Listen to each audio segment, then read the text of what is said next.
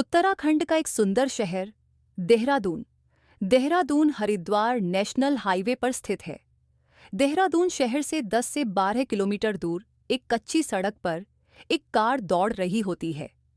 वह कार जंगल में जाकर रुकती है। कार में एक लड़का और एक लड़की मौजूद होते हैं। दोनों के हाथों में बियर की बोतलें थीं। वे छुप छुप करके बियर पी रहे होते हैं। कुछ ही क्षणों के बाद लड़की अपने कपड़े उतारना शुरू कर देती है। लड़का उसकी इस हरकत को देखकर उत्तेजित हो जाता है और अपने आप पर काबू नहीं रख पाता। वह भी अपने कपड़े उतार देता है। इसके बाद दोनों कार में ही संबंध बनाने लगते हैं और एक दूसरे में खो जाते हैं। उस कच्ची सड़क से गुजरने वाले गांव के लोग उस हिलती हुई कार को देखकर हंसते हुए आगे बढ़ जाते हैं। उनके लिए यह कोई नई बात नहीं थी। आए दिन यहाँ शहर के लड़के लड़कियां सुनसान सड़क और जगह देखकर अपनी गाड़ी पार्क कर देते और गाड़ी में ही शुरू हो जाते थे। लेकिन गांव वालों को नहीं पता था कि अगले दिन वहां कुछ ऐसा होने वाला था जिसे उन्होंने कभी सोचा भी नहीं था। नमस्कार दोस्तों, आपका स्वागत है हमारे चैनल क्राइम स्टोरी किलर पर। हम फिर से एक सच्ची घटना लेकर आ चुके हैं। अगर आपने अभी तक चैनल को सब्सक्राइब नहीं किया है तो अभी चैनल को सब्सक्राइब कर लीजिए और बेल आइकॉन प्रेस करना ना भूलें। वीडियो को लाइक करें और कमेंट में ज़रूर बताएं कि आप यह कहानी कहां से देख और सुन रहे हैं। तो वीडियो के अंत तक बने रहिएगा। आज मैं ऐसी एक सच्ची घटना लेकर आपके सामने हाजिर हुआ हूं जिसे सुनकर आप सोचने पर मजबूर हो जाएंगे। हमारे देश में वैसे तो लाखों प्रकार की सरकारी नौकरियां और विभिन्न प्रकार के जॉब्स हैं, लेकिन एक सेना की इज्जत जो है उसे हम बहुत ही मान सम्मान से देखते हैं दोस्तों। और आज मैं आपको एक ऐसे ही सेना के अधिकारी की कहानी सुनाने जा रहे हैं जिसने सेना में होते हुए भी जुर्म का रास्ता अपनाया और एक इतने घिनौने कांड को अंजाम दिया जिसे हम और आप सोच भी नहीं सकते। चलिए चलते हैं। बंगाल का एक शहर है सिलीगुड़ी के एक छोटे इलाके में रात को इस वक्त बार टेबल पर एक व्यक्ति बैठा शराब पी रहा था, जिसका नाम था रामेंद्र उपाध्याय, जो कि रहने वाला था उत्तराखंड देहरादून का। लेकिन उसकी नौकरी थी इस समय बंगाल के सिलीगुड़ी में। वह आर्मी में अधिकारी था और अपना खाली वक्त बार में बैठकर शराब पीते हुए बिता था। कुछ ही देर बाद उसके पास एक लड़की आकर पहुंचती है और उससे बातचीत करना शुरू करती है। जब वह उस लड़की को देखता है तो उसकी ओर आकर्षित हो जाता है, उससे सम्मोहित हो जाता है। वह उससे बात करने से खुद को रोक नहीं पाता और दोनों के बीच बातचीत होने लगती है। लड़की खुद उसे पैक बनाकर देने लगती है और वह पीने लगता है। मैं बात कर रहा हूं दोस्तों 2020 की। इस प्रकार रात गुजरती है और रात के 2 बज जाते हैं। इसके बाद रामेंद्र उपाध्याय बाहर निकलकर अपने फ्लैट पर चला जाता है और वह लड़की भी अपने रास्ते हो लेती है। एक हफ्ते बाद फिर से जब छुट्टी पड़ती है तो रामेंद्र उपाध्याय फिर से उसी बार में पहुंचता है। बार में जाने के बाद उसकी नजरें उसी लड़की को तलाश रही होती हैं, लेकिन वह लड़की कहीं नजर नहीं आती। 10 से 15 मिनट के बाद वह लड़की खुद आकर उससे मिलती है। उसे देखकर रामेंद्र के चेहरे पर स्माइल आ जाती है। दोनों एक दूसरे से हेलो करते हैं और फिर बातें शुरू होती हैं। अब दोनों की दोस्ती होने लगी थी। दोनों एक दूसरे के करीब आने लगे थे। आज जब दोनों शराब पीते हैं और उसके बाद जब वे बाहर निकलते हैं तो रामेंद्र अधिकारी अकेले नहीं होते। उनके साथ वह लड़की भी होती है जिसका नाम श्रेया शर्मा था। वह रहने वाली नेपाल की थी और बार में डांस किया करती थी। देखने में काफी खूबसूरत थी वह लड़की। इसके बाद रामेंद्र उपाध्याय उस लड़की को लेकर अपने फ्रूट पर पहुंचते हैं और फैट पर आने के बाद दोनों एक दूसरे के साथ संबंध बनाते हैं। दोनों फिजिकल हो जाते हैं। अब यह सिलसिला चल पड़ा था। दोनों बार में मिलते, बाहर भी मिलते और फोन पर बातें भी होती थी। अब दोनों एक दूसरे से एंगेज हो गए थे। श्रेया शर्मा रामेंद्र उपाध्याय से प्यार करने लगी थी और रामेंद्र भी उसे कहीं न कहीं चाहने लगा था। लेकिन रामेंद्र उपाध्याय शादीशुदा था। उसके 2 बच्चे भी थे। वह देहरादून का रहने वाला था और उसकी फैमिली देहरादून में ही रहती थी, जबकि वह सिलीगुड़ी में रह रहा था। सब कुछ इसी तरह से चल रहा था। तभी हमारे जीवन में एक दुखद घटना हुई। कोरोना आ जाता है, देश में लॉकडाउन लग जाता है सारा देश थम जाता है और सारी दुनिया रुक जाती है। उस दौरान श्रेया शर्मा का सारा काम धंधा भी चौपट हो गया और वह नेपाल भी नहीं जा पाई, यहीं फंस कर रह गई।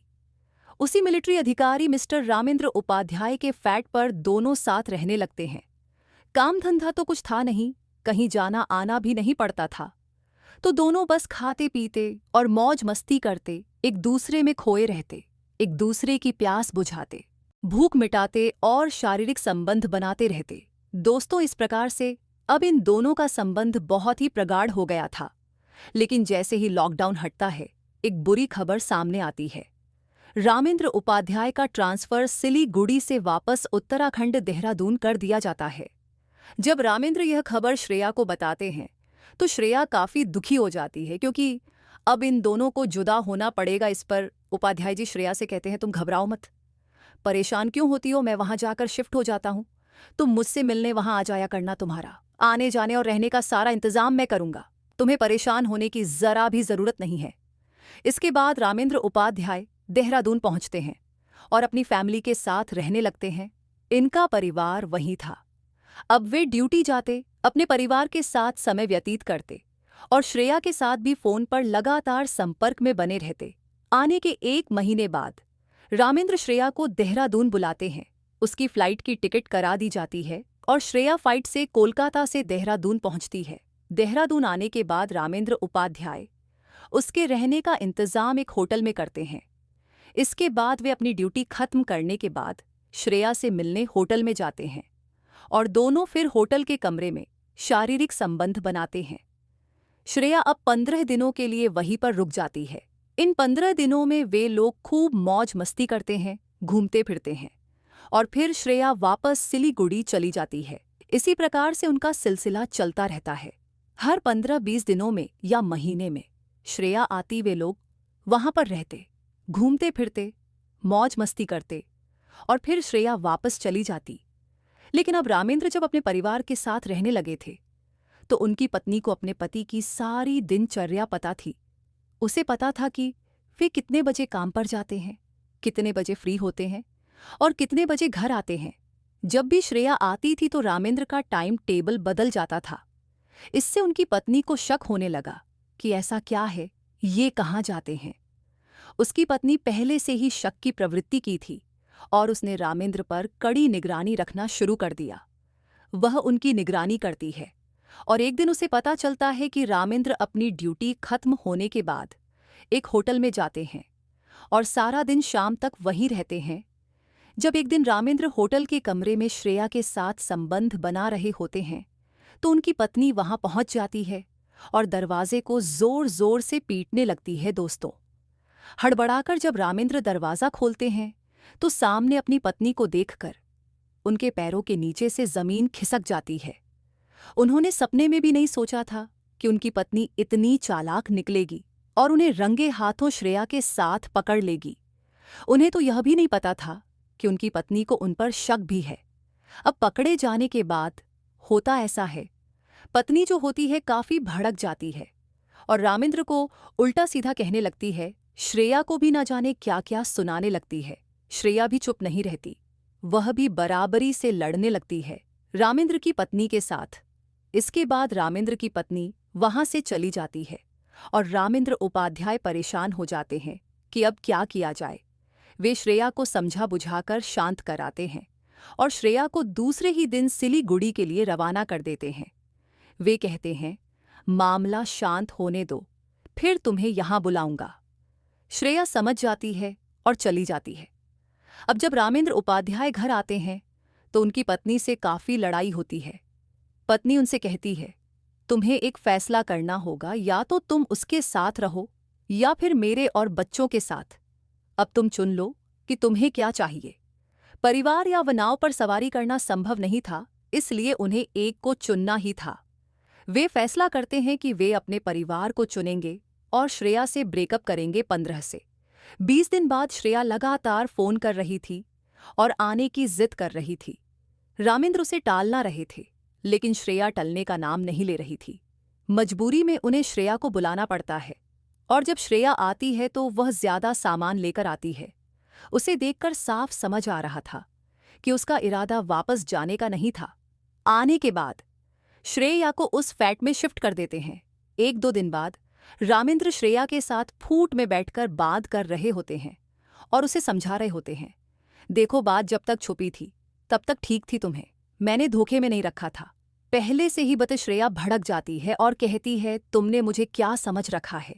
क्या तुमने मुझे सिर्फ पैसे के लिए इस्तेमाल किया, या जब तक जरूरत थी तब तक मेरा इस्तेमाल किया?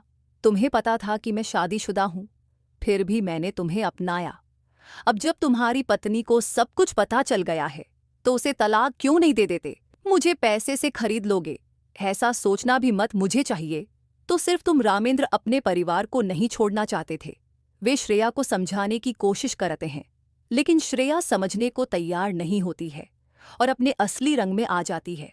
वह धमकी देती है, अगर तुमने मुझे धोखा दिया तो मैं तुम्हें नहीं छोड़ूंगी, तुम्हें बुरा फंसाऊंगी, तुम्हारे खिलाफ FIR करूंगी, रेप के चार्जेस लगाऊंगी, नौकरी तो जाएगी, जेल में चक्की पीसोगे, तब तुम्हारे परिवार का क्या होगा, ये तुमने सोचा है? रामेंद्र अब बहुत परेशान हो जाते हैं। वे श्रेया को समझाने की पूरी कोशिश करते हैं, लेकिन श्रेया नहीं मानती। वे श्रेया से 100 और वहां से निकल जाते हैं। अब वे घर आते हैं और काफी परेशान रहने लगते हैं। इसी प्रकार से 1 हफ्ता बीत जाता है। वे श्रेया से मिलने नहीं जाते। श्रेया उन्हें कॉल करती है और धमकी देकर बुलाती है। मजबूरी में रामेंद्र को श्रेया के पास जाना पड़ता है। श्रेया भूखी हुई बैठी थी और उन पर टूट पड़ती है। मजबूरी में रामेंद्र को फिर से श्रेया के साथ शारीरिक संबंध बनाने पड़ते हैं, लेकिन आज वे सब काम मजबूरी में कर रहे थे जो कि कुछ दिन पहले तक खुशी खुशी किया करते थे। आज भी रामेंद्र श्रेया को समझाने का अंतिम प्रयास करते हैं और रात होने के बाद ये जो होते हैं अधिकारी रामेंद्र उपाध्याय, ये श्रेया से कहते हैं कि चलो आज कहीं बाहर, शहर से बाहर लॉन्ग ड्राइव पर चला जाए, बाहर ही खाना खाएंगे और थोड़ा घूम फिर कर आते हैं, थोड़ा मूड भी फ्रेश हो जाएगा। और ढाबे पर खाना खाने के बाद वहीं से शराब के ठेके से शराब की बोतलें खरीद लेते हैं। रामेंद्र आते हुए दोनों कार में शराब पी रहे होते हैं और वह एक कच्चा रास्ता देख हाईवे से कार रामेंद्र की उस कच्चे रास्ते पर उतर जाती है और जंगल में जाकर के रुक जाती है और वहां पर दोनों शराब पीने लगते हैं। शराब पीते पीते जो श्रेया थी अपना एक एक वस्त्र उतारना शुरू कर देती है और कुछ ही देर में उसके सारे कपड़े पीछे की सीट पर पड़े हुए थे और वह रामदू को उकसा रही थी, उत्तेजित कर रही थी। रामदू भी उत्तेजित हो जाते हैं। शराब की बोतल बाजू में रखकर वह श्रेया के हुस्न के जाम पीने लगते हैं दोस्तों। और वहां से गुजर रहे लोग कार को हिलता हुआ डांसिंग का देखकर स्माइल करते हैं, मुस्कुराते हैं और वहां से आगे निकल जाते हैं, क्योंकि उनके लिए कोई नई बात तो थी नहीं, जैसा मैंने शुरुआत में बताया था। लेकिन होता ये है, ये सब करने के बाद सब रिलैक्स हो जाते हैं। श्रेया बड़े आराम से अपने सीट पर बैठी सुस्ता रही होती है। इतनी मेहनत करने के बाद रामेंद्र उठते हैं, कार से नीचे उतरते हैं, डिक्की खोलते हैं, डिक्की से एक हथौड़ा निकाल करके लाते हैं और इस घटना से अनजान श्रेया, जो आंख बंद करके लेटी हुई होती है, अपनी सीट पर एक के बाद एक ताबड़तोड़ उसके माथे पर वार करना रामेंद्र शुरू कर देते हैं और तब तक वार करते हैं जब तक कि श्रेया की मौत नहीं हो जाती।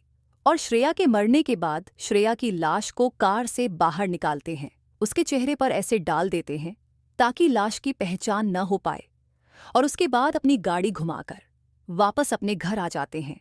दोस्तों, अगले दिन सुबह जब वहां से गुजरने वाले गांव के लोग उस लड़की की पड़ी लाश को देखते हैं तो उनमें खलबली सी मच जाती है।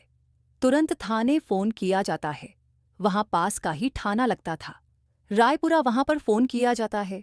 वहां पर ऐसो होती है सरिता दुवाल तुरंत अपने दलबल सहित वहां पर आकर के मौका मुआयना करती है और लाश का पंचनामा करने के बाद लाश को पोस्टमार्टम के लिए भिजवा दिया जाता है।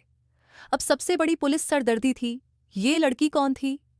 सबसे पहले तो इसकी शिनाख्त करनी बहुत जरूरी थी, लेकिन चेहरे को एसिड से इस तरीके से खराब कर दिया गया था कि पहचान हो पाना काफी मुश्किल हो रहा था, काफी कठिनाई हो रही थी।